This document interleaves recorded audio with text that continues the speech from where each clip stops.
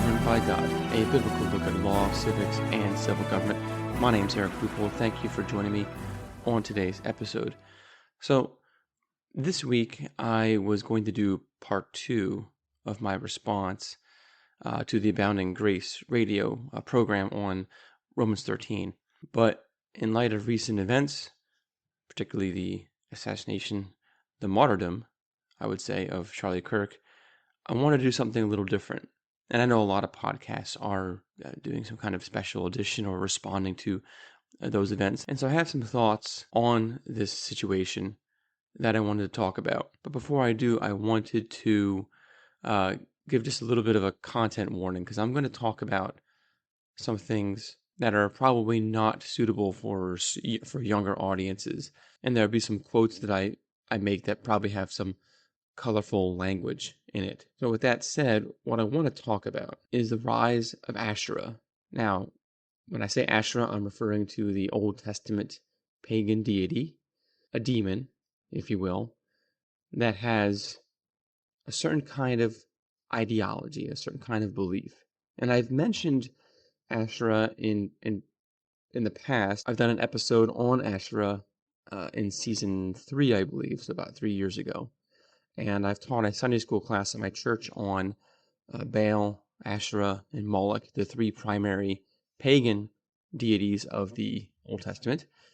But what I want to talk about today is the connection of Asherah and what happened to Charlie Kirk. Because I believe it is demonic. I believe it is of the devil, it's of Asherah.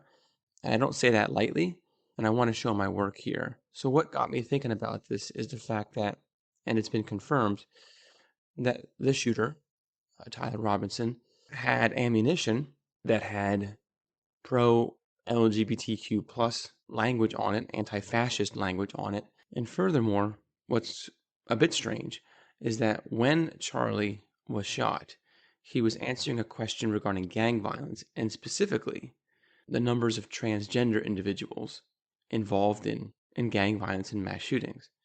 And so Charlie was about to answer that when he got killed. And so what I wanted to do is I certainly cannot do justice to how Charlie Kirk would respond, but I kind of wanted to address that question. And it got me thinking about, hey, what are the numbers of transgendered or pro-transgenderism individuals are shooters recently in the United States? So I went on to AI, specifically, in this case I used Grok, and I asked what percentage of shootings in the United States have been committed by those associated with transgenderism. And ultimately it gave me a very small number, because Grok said there's been about 4,000 plus mass shootings. If you define mass shootings as any shooting where 4 or more people are shot or killed. So that can include gang violence as well. So that's why that number seemed a bit high. 4,000 seems a little crazy, because I don't recall hearing 4,000, mass shootings in the United States in the past decade. So then I asked Grok to look at the last 10 years, just 2025, 2015, and focus on public or very publicized shootings. And then I asked Grok to list the most public shootings in the United States, and any evidence if the shooter was transgendered, gender fluid, or sympathetic to the LGBTQ plus community. And so it gave me a list of shootings, and I just wanted to mention a few of them here. So first we have the Charlie Kirk shooting, where it seems like the individual had pro-transgender or pro-LGBTQ ideologies or leanings, right? And then in August 2025, the Catholic school in Minneapolis, Robin Westman was the shooter, openly identified as transgendered.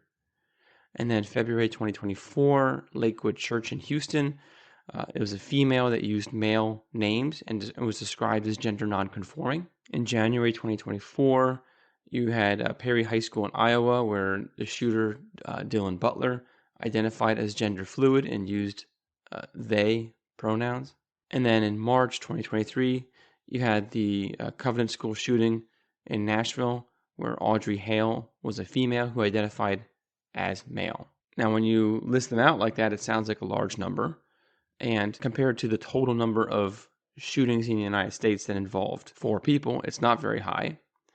But when you look at the most highly publicized shootings in the United States since 2015, the percentage is very high, certainly more than 10% if you're looking at the most publicized, right? But then I kind of ended the conversation with Grok with one last question. And I asked it, before the year 2015, how many shootings were there that involved someone, the shooter, being transgendered or pro-LGBTQ? And Grok told me that there were none, that it had found no instances before 2015 of any of the shooters in any shooting being transgendered, gender fluid, or pro-LGBTQ. Is that a coincidence? I don't believe so, and here's why. There's a spiritual aspect behind all this that's going on. And so what I want to do is go back in time, in history, and look at the goddess Asherah, or Ishtar, or Inanna. There's different names for her. And then try to connect the spiritual dimension to what's going on here in our world. Starting off, Asherah or Ishtar, it depends on which culture you're referring to. Ishtar is the Assyrian word for goddess, okay? And Asherah has its root word in the word happy, the word Asher, meaning happy. So in Genesis chapter 30, Leah names one of her children Asher, where they get the word happy from. And in the mythology of Asherah, and there's different mythologies, right? Because none of this is centralized. There are different cultures all throughout the Middle East, and they each have stories or ideas regarding Asherah or Ishtar or Inanna. And these stories sometimes coalesce and they overlap. Sometimes they don't agree completely with each other regarding the details. Anyway, so for example, in a story called the Epic of Baal, which is written around 1400 BC, it's a Canaanite story. Baal is waging war against other gods, Yam and Nahar.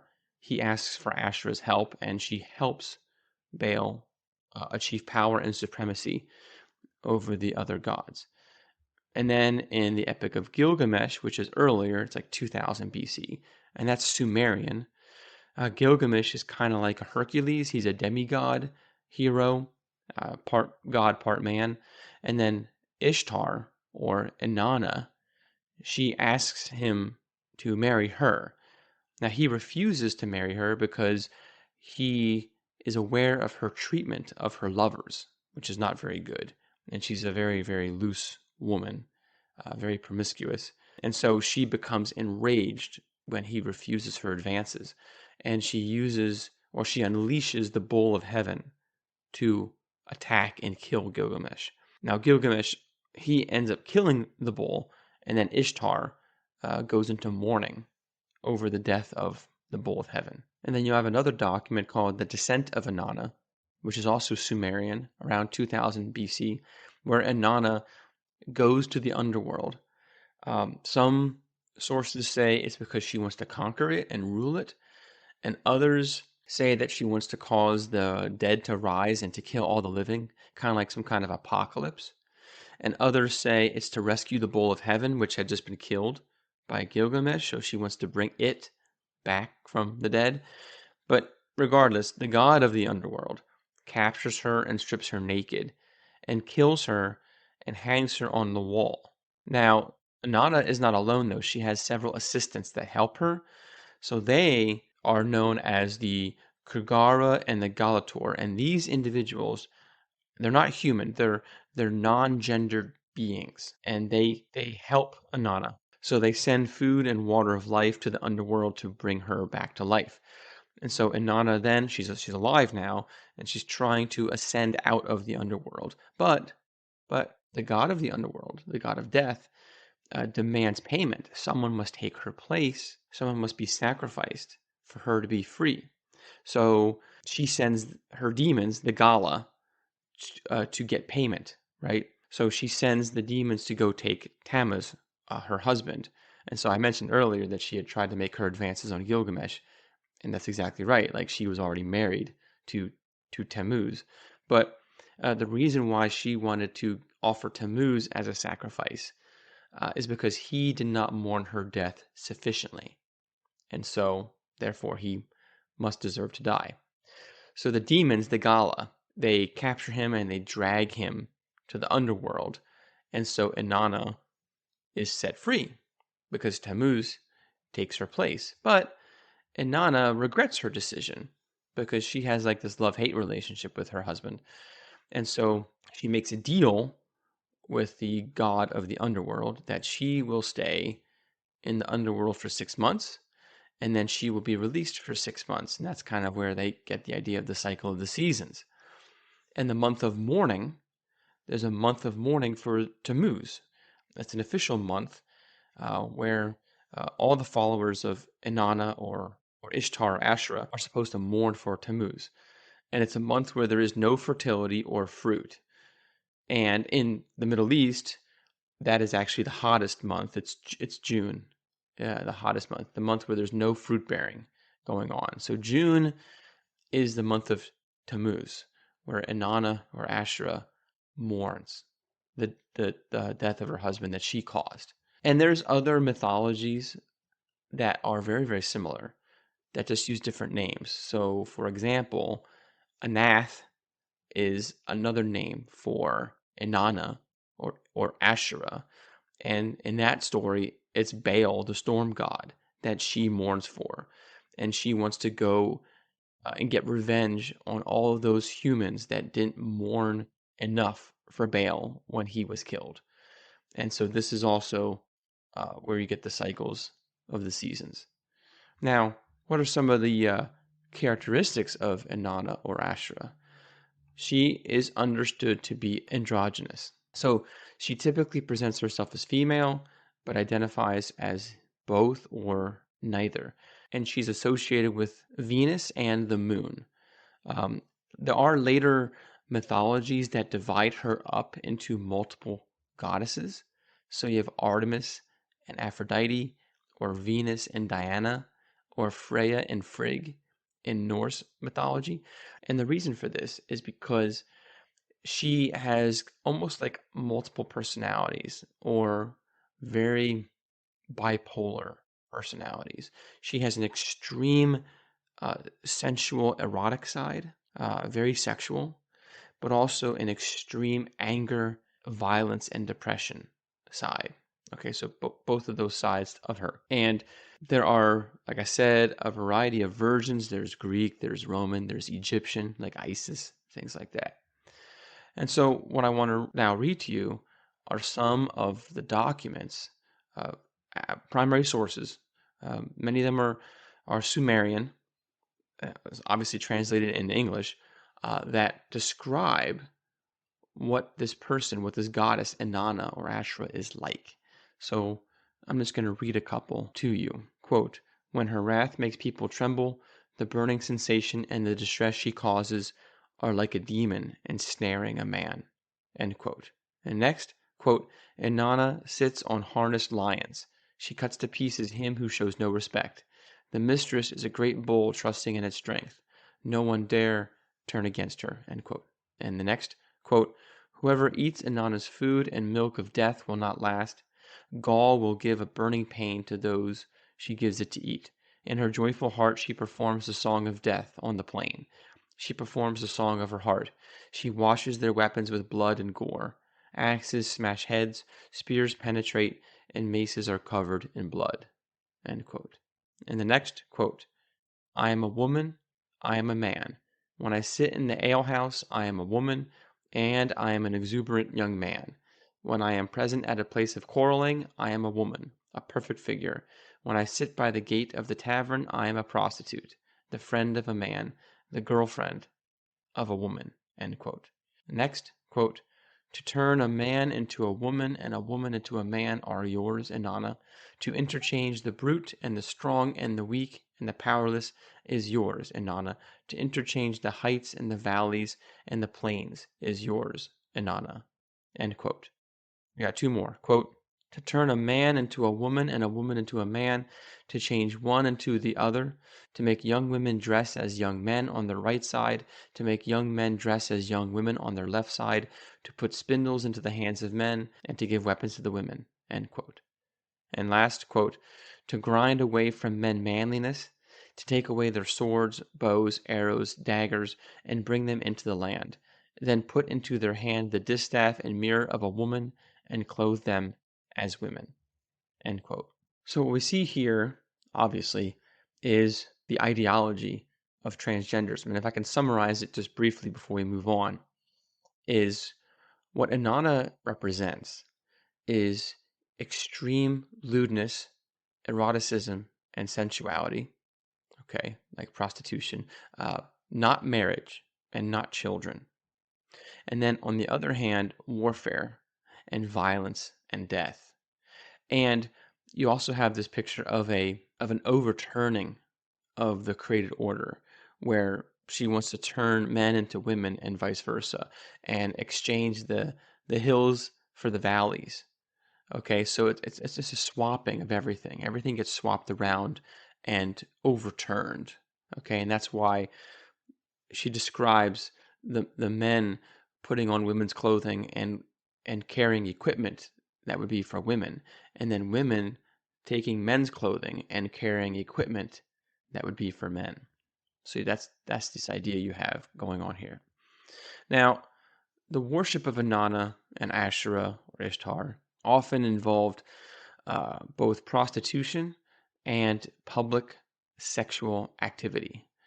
So, in many cases, you had the priests or even the king of a country would play the role of the male god, and then the priestesses or the queens would play the role of the goddess, and they would publicly have sex together on like some kind of altar or on top of a hill. And the reason why it was often on top of a hill is because the hills are where heaven and earth meet. The idea being that the earth is the woman, the female portion, and the sky is the man. And then when it rains, the liquid comes upon the woman, enters her, and brings forth fruit and vegetation. So on top of the mountains, and that's a lot of storms are formed on mountains or hills and things like that, and there's a lot of mystery and power behind that. So that's where they would engage in these sexual acts, and that's what the Bible describes as the high places. You know, on every high hill and under every green tree, there was Asherah, and you would have these Asherah poles, kind of like totem poles. And Asherah was often associated with Baal. You would have an altar to Baal and then a pole to Asherah together, because, well, that's the man and the woman. And then you would have these sexual activities happen on top of these hills. And then I also mentioned the month of Tammuz. There was a month that was specifically dedicated to mourning for Tammuz. It was a month that was focused on prostitution and homosexuality, basically things that don't produce fruit, don't produce children. Um, it's a time of heightened deviant sexual behavior outside of marriage. And so it was in the month of June. The prophet Ezekiel in Ezekiel chapter 8 references mourning for Tammuz.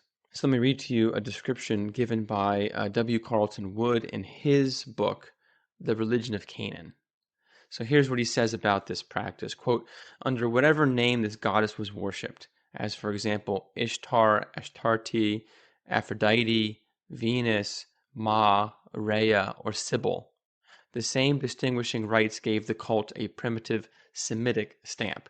At Babylon, it was an established religious requirement for every woman, regardless of social position, to sacrifice her chastity once in her life to Ishtar at her temple, and to dedicate the hire thus earned by consecrated harlotry to the service of the temple.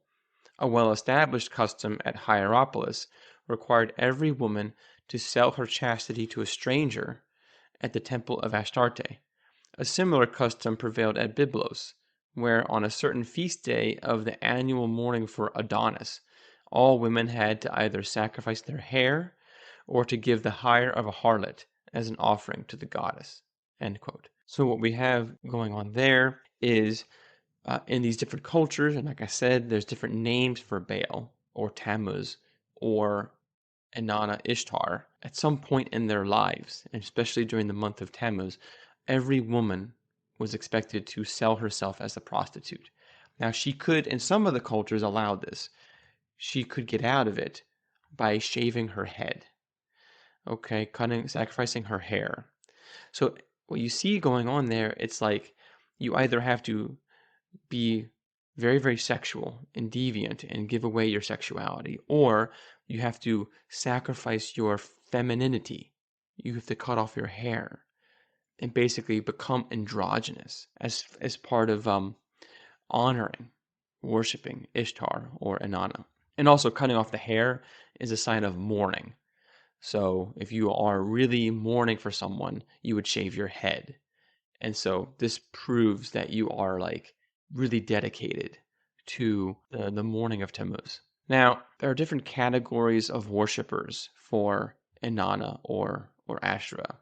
And I'm going to list through them, and some of this is going to get a little bit graphic, but I just want to be honest here, and we're speaking the truth here. This is the kind of stuff that's happened in the past, and these things are not new. So we need to know what was going on in the Old Testament and why does it matter today? Like, why should we care? And I'm going to try to connect all these pieces together later, but let's just go through the history here. So first, keep in mind that it was non-gendered beings that saved Inanna. Androgyny saved Inanna. So you have one group of individuals called the Asinu, and these were worshippers who were men that were castrated, but they dressed as women, and they would often engage in intercourse with men. Okay, and it was believed that this intercourse would bring good luck to sexual partners. So I'm going to read to you several quotes from an article by Will Roscoe titled "Priests of the Goddess," and this is in the journal History of Religions, written in 1996. So a lot of these articles I'm reading to you are quite old because I want to make it very clear that these individuals are just doing historical research. There's no like bias here, because in 1996, I was 14 years old. This was not a thing. The whole transgenderism. I would never even dreamed of this kind of stuff. But these individuals, these scholars, were writing about the worship of Inanna and Ishtar. And so first I want to describe what some of this practice would look like. So in this article, he describes the act of castration. And I think it's important to see why they did what they did. Because again, there's this importance of androgyny, right? Or gender fluidity or non-binariness. So here's what Roscoe says in his article. He says, quote, "Both penis and testicles are removed by an expert. While the initiate chants the name of the mother goddess, the blood is allowed to flow freely in the belief that it drains away the heat that is the source of both maleness and sexual desire. As a result, the initiate becomes an itinerant saint who embodies the strength of the goddess and is able to convey this strength to others in the form of blessings." End quote. All right, so then this individual would engage in homosexual sex. Why is that? Well, that Asinu, that priest, was embodied with the power of the goddess, and the only way that could get transferred to somebody else is through intercourse. And these Asinu were known as dogs in Scripture. In Deuteronomy chapter 23, verse 18, when it's referring to the wages of a dog, it's referring to the Asinu. Now, why were they called that? Because they were the recipients of anal sex. And so they were considered dogs, as you can imagine how dogs performed a sexual act. Now, the Asinu are also known by other names, and the Romans would call them the Galli, derived from the word the Gala. And I mentioned before, the Gala were those demons that Inanna had sent out to capture Tammuz and bring him as a sacrifice. So Roscoe describes the Gala in this article. He says, quote, "The word Gala was written using the signs penis plus anus," end quote. And here's also what he says. He says, quote, "When the Gala wiped off his ass, he said, "I must not arouse that which belongs to my mistress, Inanna." End quote. And so what you have going on here is a very graphic depiction of homosexual sex, which is intended to bring blessing and to honor Inanna or Ishtar. You have another group of individuals called the Kurgaru. I mentioned them before as well. And they could be either male or female that dress as warriors, and they would wield cutting weapons like axes, and they would symbolize the aggressive warrior image of Inanna. And then lastly, you had the harlots and the prostitutes, or the zona.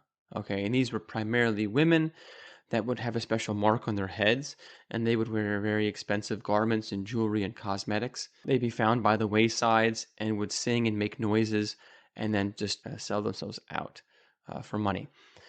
Sometimes they were married, though, and would even have children.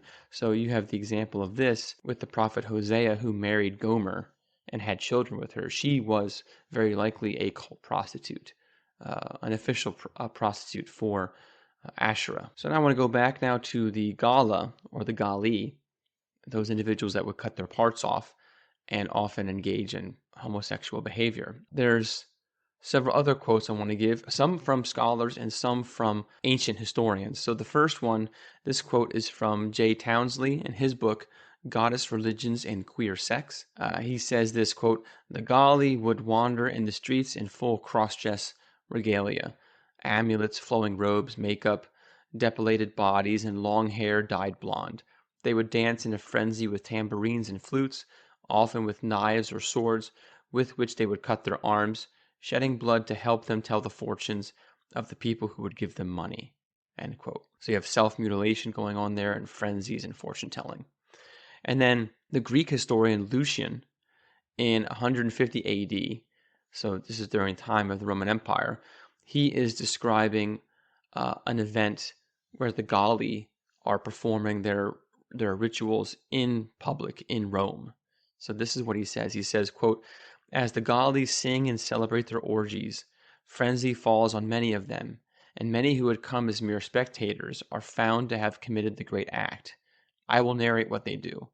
Any young man who has resolved on this action strips off his clothes, and with a loud shout bursts into the midst of the crowd, and picks up a sword from a number of swords which I suppose had been kept ready for many years for this purpose. He takes it and castrates himself, and then runs wild through the city, bearing in his hands what he has cut off. He casts it into any house at will, and from this he receives women's raiment and ornaments.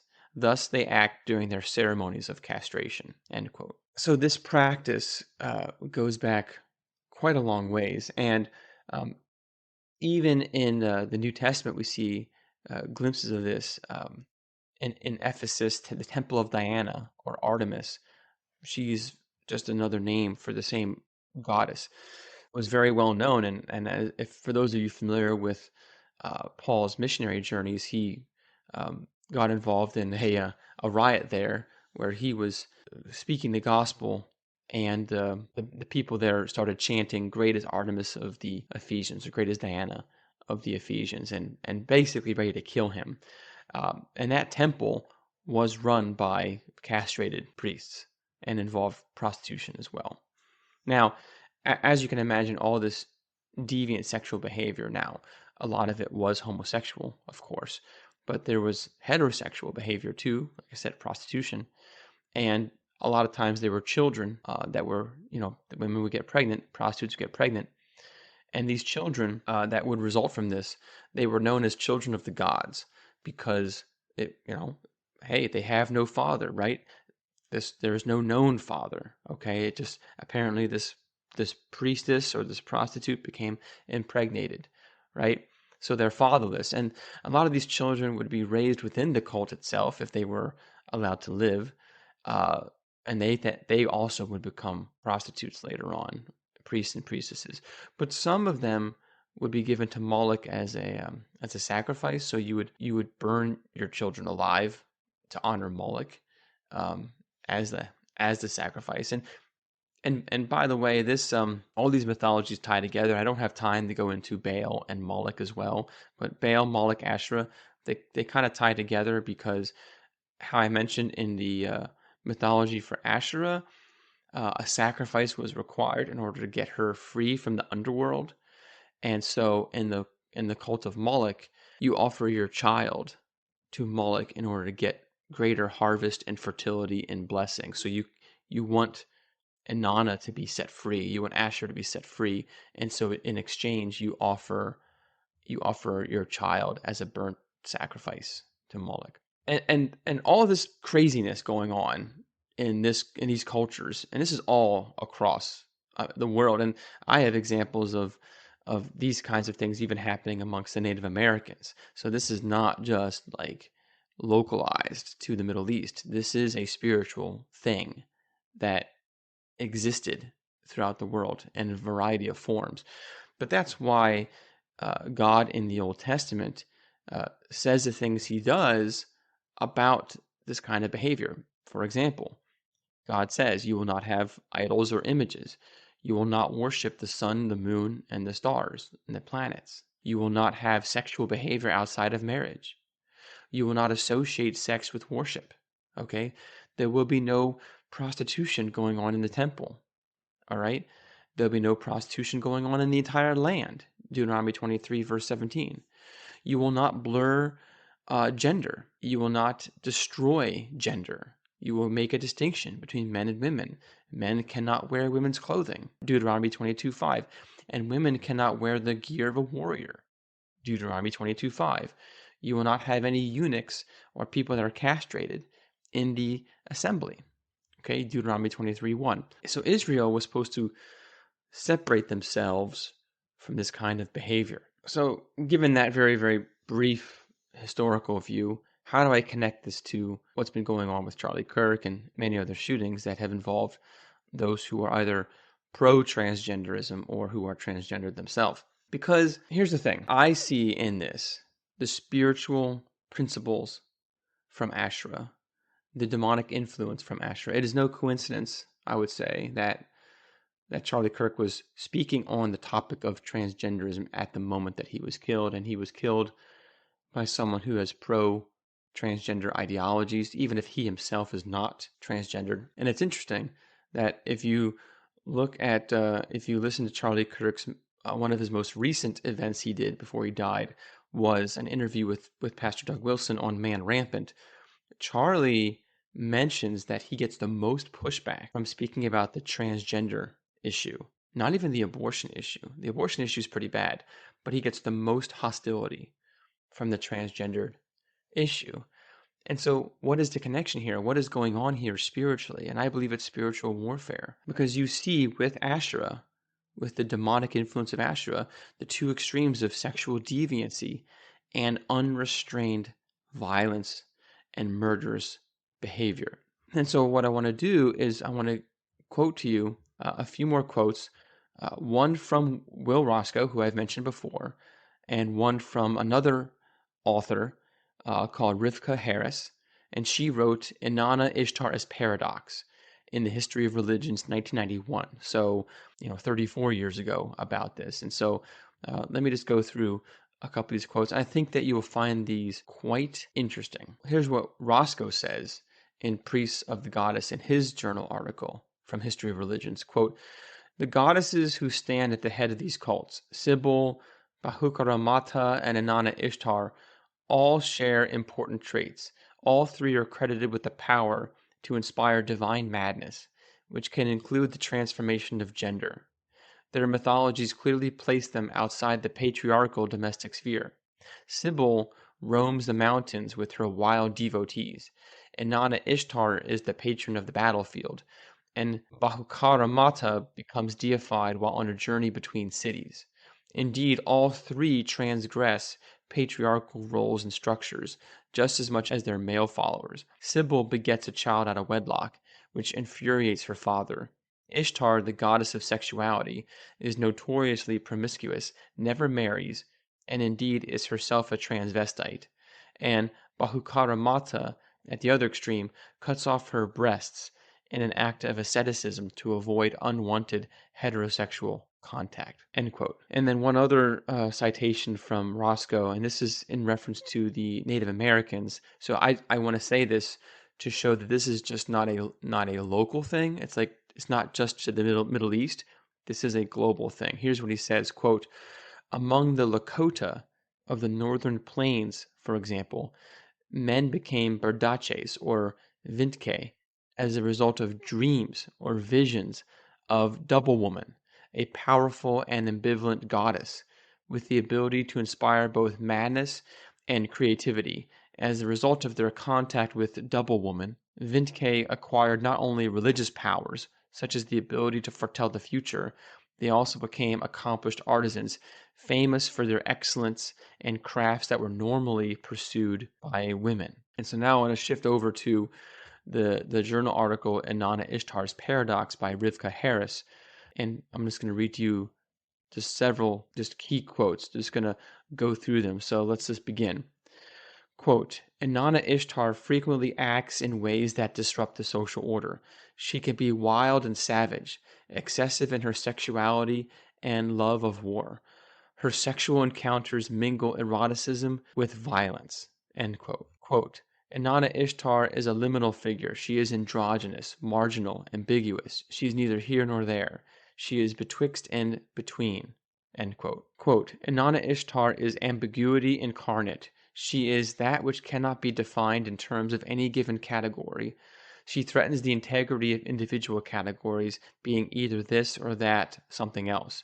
She belongs to more than one domain at a time and will not fix her identity in any one member of this set of domains. She is both this and that. End quote. Quote, Inanna Ishtar is both female and male. Over and over again, the texts of Inanna Ishtar juxtapose the masculine and feminine traits and behavior of the goddess. She can be both compassionate, supportive, and nurturing and assertive, aggressive and strong-willed. In short, she breaks the boundaries between the sexes by embodying both femaleness and maleness. End quote. Quote, she is not involved with the normal feminine pursuits of weaving and childcare. The goddess's roles as prostitute and warrior place her outside of the female domestic domain and in the extra-domestic world of the former and in the public arena of men who quest for power and fame. Over and over again, the texts stress her bloodthirstiness, her love of war and carnage. Battle is a feast for her. She washes the tools in the blood of battle. She opens the door of battle. Inanna, you pile up heads like dust. You sow heads like seeds. End quote. Quote, her androgyny also manifests itself ritually in the transvesticism of her cultic personnel. The awesome power of the goddess shows itself in the shattering of the human boundary between the sexes. She changes the right side, male, into the left side, female.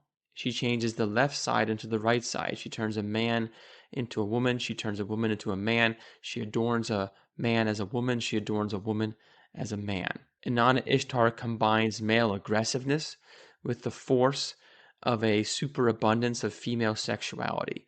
She encompasses the two forms of potential disorder and violence, sex and war. End quote. Quote, Inanna Ishtar shatters the boundaries that differentiate the species, those between divine and human, divine and animal, human and animal. But evidence for this is harder to come by than her confusion of the sexual categories. An episode in the Gilgamesh epic is perhaps the most telling. She becomes enamored with the hero and proposes marriage to him, thereby assuming the masculine role. Gilgamesh, in a long, critical speech, rejects her proposal. He enumerates her past affairs, her previous lovers and their fates. They were Tammuz, a bird, a lion, a war horse, a shepherd, and a gardener. All came to grief. The shepherd she turned into a wolf. Ishtar thus confused the boundaries in her choice of lovers between divine and human, divine and animal and bird, and in the transformation of a human into a wolf, the boundary between human and animal, the divisions then between the species. End quote. And so that one is very interesting because you also see a rise in romantic fiction involving women having sexual behavior with animals that are kind of like humans, but also animals. It's very disturbing. And I would actually encourage you to listen to an episode recently done by Allie Beth Stuckey. She, on Relatable, she described the rise of this pornographic literature where the female character is having sexual behavior with half human, half animal-like beasts. All right, so let me go on with just a couple more quotes here from Rivka Harris. Quote, there is a strong possibility that the cultic celebrations enacted in worship of the goddess shattered and confused the boundaries that separated the generations. For on these occasions, adults played at children's games. The festivals of the goddess were the time for disorder and anti-structure, when reversals in categories of age, species, status, and sex all came into play. Inanna Ishtar's cultic celebrations and cultic personnel above all reflect her anomalousness and liminality. She is, one might say, externalized into unordered, carnivalesque celebration that demonstrates a reaching beyond the normal order of things and the breakdown of norms. The goddesses' festivals are institutionalized license. They celebrate and tolerate disorder. End quote. So this last quote from Rivka Harris in her journal article is on the cult followers of Inanna Ishtar. Here's what she has to say. Quote, their transvestism simulated the androgyny of Inanna Ishtar.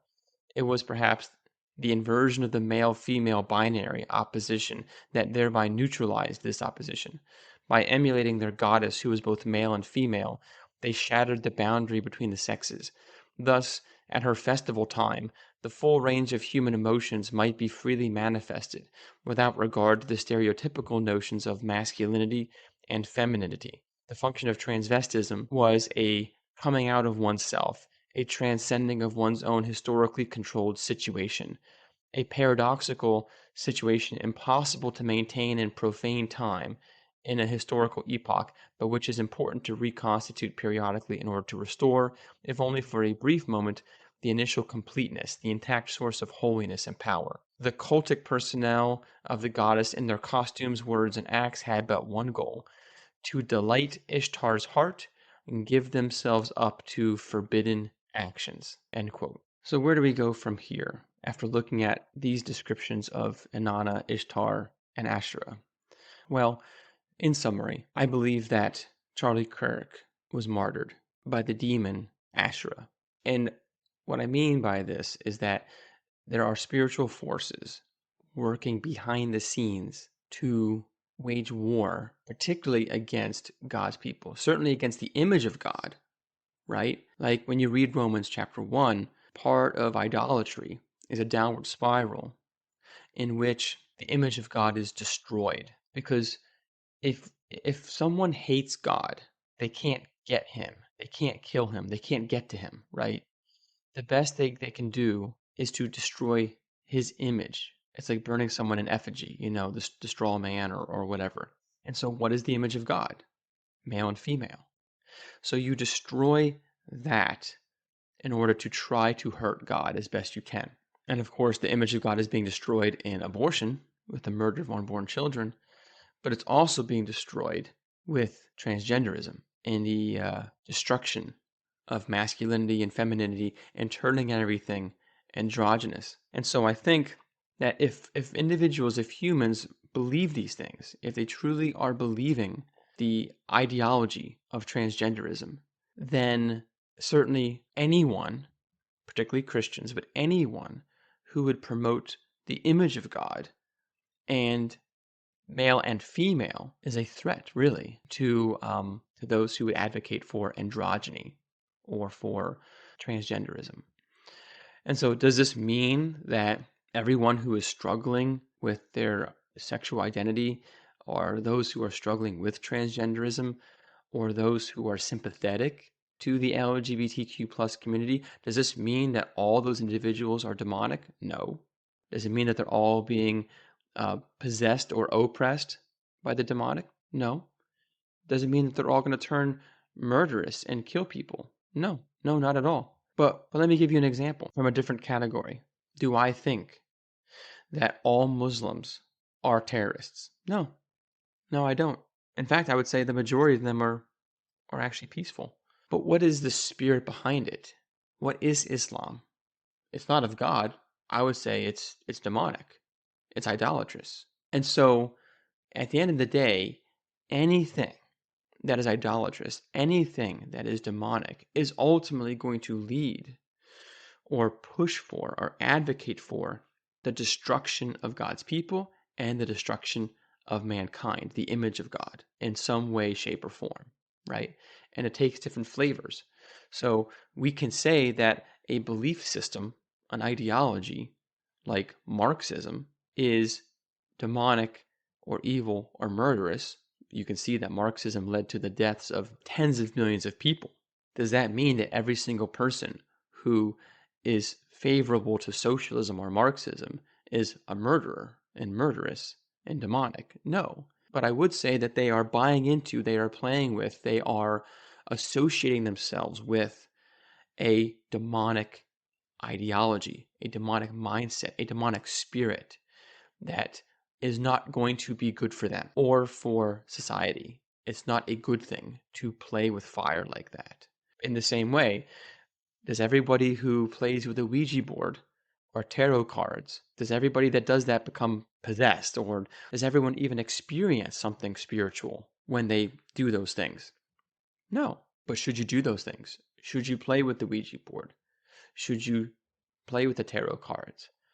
Absolutely not. Because you're toying with demonic forces there.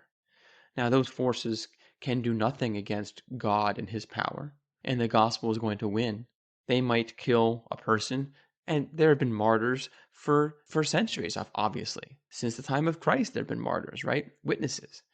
And every single time that those individuals are killed, those Christians are killed, maybe in those moments the demons rejoice and they celebrate. But ultimately, it leads to their destruction. The gospel continues to go forth and will go forth even more. And so we just need to keep in mind that these ideas are not just like new or neutral or just, whatever you want to believe, just believe it. That's fine. No, these ideas are not new. There's nothing new under the sun. And they go back thousands of years. Thousands of years. And so we need to recognize these ideas for what they are, and also recognize that the solution is spiritual warfare. We tear down strongholds, as Paul says. We take every thought captive to the word of God. We are in a battle of ideas, but ideas are not just ideas. Ideas are also spiritual. And so for those of you who aren't familiar with the book Demons by Dostoevsky, I would highly recommend you read that book. But in that book, and I'm just going to summarize real quickly just one of the stories, there's a character who's absolutely convinced that the only way he can truly prove himself to be free and demonstrate absolute freedom is to kill himself. By killing himself, he can show that he is a master of his life, master of his fate, and that nothing can constrain him. And this character pops up throughout the entire book. But another character who's kind of like the villain, who goes around just causing chaos and disorder. He's having a conversation with this suicidal man. And the villain tells the man, well, you're not as clever as you think, because you think that you came up with the idea, that you swallowed the idea and took it into your heart. This idea of absolute freedom results in you killing yourself to show that. But the villain says, no. The idea swallowed you. You've been swallowed by the idea. You've been possessed by this idea. You don't possess it. And then the character pauses thoughtfully for a moment and says, you might have something there. And ultimately he does kill himself. But the point is that Dostoevsky in that story was trying to show that people don't have ideas have people. When you see these mass movements like Marxism or transgenderism, these waves, right? We call them social contagion, right? These viruses, right? But they're not biological viruses. Or Elon Musk would say it's the woke mind virus. Yeah, there's an aspect to it because it is spiritual, and there is something behind these ideas, these movements, that we need to recognize what they are. And therefore, since we recognize what they are, we can respond to them accordingly. Transgenderism is not a psychological disorder. It is not a mental illness. It is spiritual in nature, and it goes back to the ancient times of the Sumerians. Okay, and that's what I was trying to demonstrate here. And so Charlie Kirk is a martyr in this spiritual battle against Asherah, Inanna, Ishtar. And she, right, they struck down Charlie Kirk. These demons struck down Charlie Kirk. But ultimately, it's not going to go well for them because God is going to use this to raise up hundreds, thousands of more Charlie Kirks and continue to spread the gospel. It is no coincidence that in the Gospels, when Jesus encounters the demon-possessed man in the tombs, what does he say? When Jesus asks him, "What is your name?" He says, "My name is Legion because we are many." The guy's pronouns are plural, okay? They, them pronouns. So whenever you see that happening, whenever you see people saying, "My pronouns are they, them," it's important to understand that that is not of God. That is not godly belief. That is a destruction of the image of God. And whether the person realizes it or not, they are playing into the demonic realm. They are associating themselves with that. And we have to warn them against doing that. It's not going to go well for them. And they need to be rescued. But that rescue comes from Christ and the gospel. And so this podcast here, I am not trying to say, blame all the transgender people. They're all bad. No, they are deceived and they are enslaved. And who are they enslaved and deceived by? Demons, namely the Inanna Ishtar Asherah demon, or these multiple demons is they, them. The pronouns of demons, the pronouns of legion is they, them. And we need to keep that in mind as we engage. And we shouldn't be afraid of this. But we have to understand that just like in the mythologies, Inanna Ishtar Asherah is very sexual, very deviant. She's also very angry, very violent, very murderous. And so we should expect, as the spiritual warfare continues, right, the spirit of Asherah will lash out against the spirit of the living God, against God's people. And that's why I do think that Charlie Kirk is just one example of this outburst of violence. And you see this with the other shootings that I mentioned already in the past, Audrey Hale and whatnot. How is it possible that before 2015 there is no known or recorded publicized mass shooting that involved a transgendered individual or pro-LGBTQ plus individual doing the shooting? But now, since 2015, there have been 5 or more. A large number. That's a huge increase. How is that possible? If it's the case that transgenderism has been around, there's always been transgendered people. Well, because there's something spiritual going on here, right? That dates back to the Old Testament, to the very beginning. And so before I close out this episode, which is hitting about the hour mark, so I'm trying to not go too far beyond that, I wanted to end with kind of highlighting why is the issue of transgenderism, why does it seem to result in such a spiritual conflict? Like, what about transgenderism or Asherah is such a problem? Why is it so hostile to Christianity? And I think the issue is that transgenderism is, I would say, it is the epitome of a false gospel. I don't say that lightly, and I know that words have meaning, but I honestly don't believe there's any other false gospel so contrary to the true gospel than that of transgenderism. And here's why. Because in the transgender ideology, a person can essentially speak their own identity into existence, what they believe or what they say about themselves, that is who they are, right? And this is a parallel. It's a twisted parallel to the doctrine of creation, where God, out of nothing, speaks the universe into existence. He spoke and it was, right? And only God can do that. Only God can speak something into existence, and that becomes the reality. That is the reality. And in transgenderism, a person is trying to speak themselves into existence, and then they try through surgery and through hormones to make that into a reality. And they require that other people join in on that and also affirm this reality. Okay, so that's one aspect of it. Another aspect is that in transgenderism, you have an idea where the old person dies and a new person is born, this new identity, and they're often given a new name, right? And to use the old name, the previous name, is to dead name the person because that person is dead. The old person is dead and the new has come. And this too is a twisted parallel to the true gospel, where we are dead in our trespasses and sins. We go down into the water of baptism.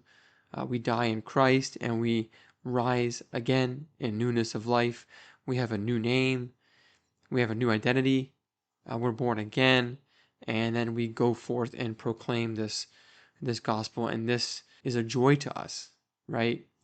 But in transgenderism, you do those things and there's a promise that you're going to be fulfilled and whole, and you spread this message of transgenderism to others in order to get them to join in. And then, of course, like I already mentioned before, you have the fact that with transgenderism, that is probably, I think, the closest you can come to destroying the image of God, aside from murder, but in some way you could say that the old person has died.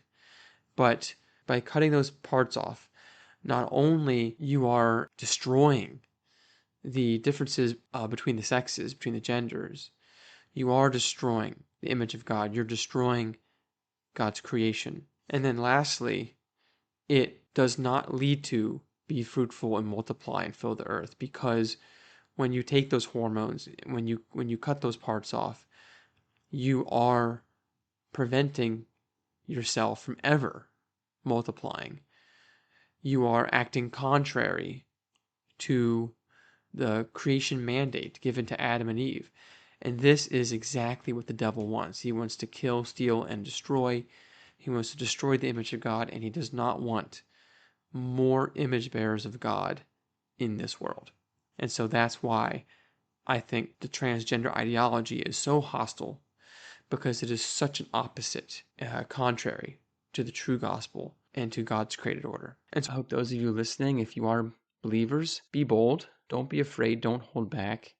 Speak the gospel truth, because it needs to be proclaimed. And yes, you're going to get the rage and the anger from Asherah. That's expected. So don't be afraid of that. And for those of you who are listening who might not be Christian or think that I'm crazy, well, I would encourage you to read these documents for yourself. Look up these journal articles. Look at the primary sources. There's nothing new under the sun. And what's going on with this movement of transgenderism, it is nothing other than the demonic. It doesn't mean that we're demonizing the people, but it means we're knowing what's going on behind the scenes so we can address it accordingly. Anyways, thank you for tuning in to this special edition of Governed by God. And we'll pick up with my regular plan and responding to Abounding Grace Radio next time. And so until then, take care and God bless.